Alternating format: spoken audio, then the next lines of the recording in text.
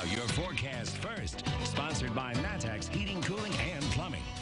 Well, the sunshine came back today. A real nice day. Look at that shot in Gibson City on the Roofing Diagnostic Gibson Area Hospital camera. See some of the contrails there across the sky.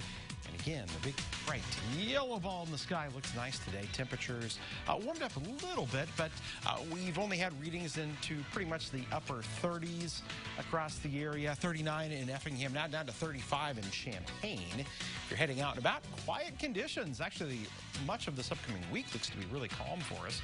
Temperatures here tonight, though, will get a little chilly. We'll talk about just how low we're headed in the temperature department when we come back. WCIA 3 News starts right now. Now, from WCIA 3 News. He'll be able to go back home with his family after serving 8 years in jail. That was a tremendously powerful, ridiculous sentence, in my opinion. Former Governor Rod Blagojevich is going home. How soon he could be free from prison. Plus, some say pulling fire alarms and vandalizing cars are only part of the problem at one Central Illinois mall. What else they say teenagers are doing throughout the village. You wait weeks and weeks for it to be approved, and sometimes it doesn't get approved. And the long wait to get your health care covered could soon be over. What's being done to cut down that time?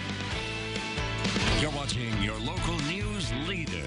This is WCIA 3 News at 5. Seems like a very nice person. Don't know him, but he served 8 years in jail. Well, former Governor Rod Blagojevich is free to leave prison and return home after nearly 8 years behind bars. Good evening, I'm Paul CICCHINI. And I'm Jennifer Roscoe. President Trump commuted his 14-year prison sentence, cutting it nearly in half today. The president's announcement set off a firestorm of reaction from Democrats and Republicans in Illinois. Our Capitol Bureau Chief Mark Maxwell is live in Springfield tonight. So, Mark, what is the reaction like there at the Capitol? Jennifer, good evening. Both in the state capitol and on Capitol Hill, Illinois politicians are incensed. What Governor Rod Blagojevich did, attempting to shake down a children's hospital, trying to sell President Obama's Senate seat years ago, that provided a lightning rod for politicians across the state to really agree, a rare moment of unification and unity. They've all come together for years now to widely rebuke Governor Blagojevich's actions. And today, with President Trump's own impeachment saga now behind him, he reached across the aisle, if you will, and used his executive authority to effectively unlock the prison cell that held Rod Blagojevich in it. The former governor now free to go home, almost exactly 8 years after he first donned that orange prison jumpsuit. House Republican leader Jim Durkin and Chicago's Mayor Lori Lightfoot said this sends the wrong message at the wrong time about corruption when the state is once again in federal crosshairs. Blagojevich is a real touchstone for a lot of people of what is wrong in Illinois politics. And it's unfortunate that this has happened with this president in this time. I saw a governor who was rogue on steroids. He was a person that didn't care about the state of Illinois, he cared about his own ambition. And he abused the office.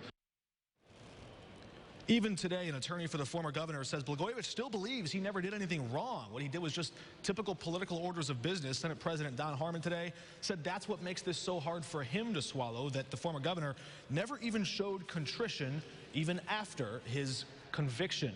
And even now, news cameras are hovering over the federal penitentiary in Colorado and the former governor's home near Chicago, where they expect to see him. We may still hear from the Blagojevich family. We know this is an outcome they have pursued now for several years.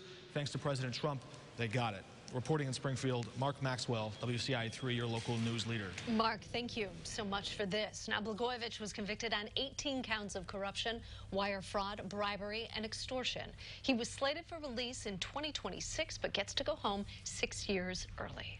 16 people have to find a new place to stay after an apartment building caught fire in Decatur. It happened last night at the corner of North Street and North College Street.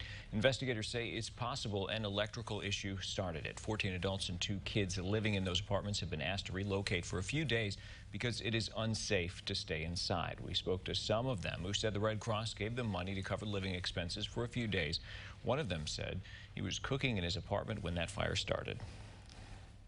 I freaked out and was just grabbing everything that I could bring with me. I grabbed like a whole case of water, was trying to figure out where this fire was and put it out myself, but by that time, it was already smoking. The whole building was full of smoke, and I was just like, we're just going to get out of here, man. Just get out and wait for the fire department to show up.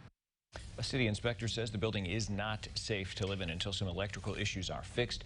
People living there told us that will probably take about a week. We have a follow-up to a deadly crash in Decatur. The northbound lanes of Jasper and Pearl Street and southbound traffic at Sangamon Street are still closed. A driver was killed Saturday when he drove under the center median and crashed into the bridge, which caused structural damage. Crews are working to make sure the bridge is safe to reopen.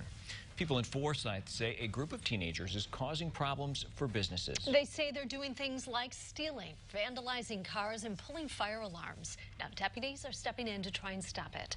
WCIA 3's Courtney Bunting is live in our newsroom. So, Courtney, where exactly is this happening? Well, Jennifer, people I talked to say these kids usually start gathering at Hickory Point Mall. They're now asked to leave the mall 3 hours before closing because of it. However, after they leave, mall employees say they often head to nearby businesses like McDonald's or Red Lobster. Village Mayor Marilyn Johnson says 2 cars were damaged in Red Lobster's parking lot earlier this month, and she believes it was this group of kids who did it. I talked to one woman who works at the mall, and she's frustrated by the problem. She feels there should be more to entertain kids at night to keep them out of trouble. They're running, they're screaming expletives, trying to fight. It's usually a big group of them. The security does the best that they can, but usually they have to be ran out. They have a policy over there where they kick them out by 6, but even then they just still keep coming and coming. Talked to Village Administrator David Stroll. He says village leaders met with the Sheriff's Office and the businesses affected to discuss this issue. And the Macon County Sheriff's Office has added more patrols around the mall area. They now have extra officers patrolling on Fridays and Saturday in Forsyth from their 2, which is normal, now up to 4. Reporting live in the control room, Courtney Bunting, WCIA 3, your local news leader. And let's hope that does the trick. All right, thank you, Courtney. Many call it a broken system. What's being done to get DCFS on the right track? And also tonight. It's a top 10 matchup for the Illini. What's the status of Io DeSumo? I have an update coming up.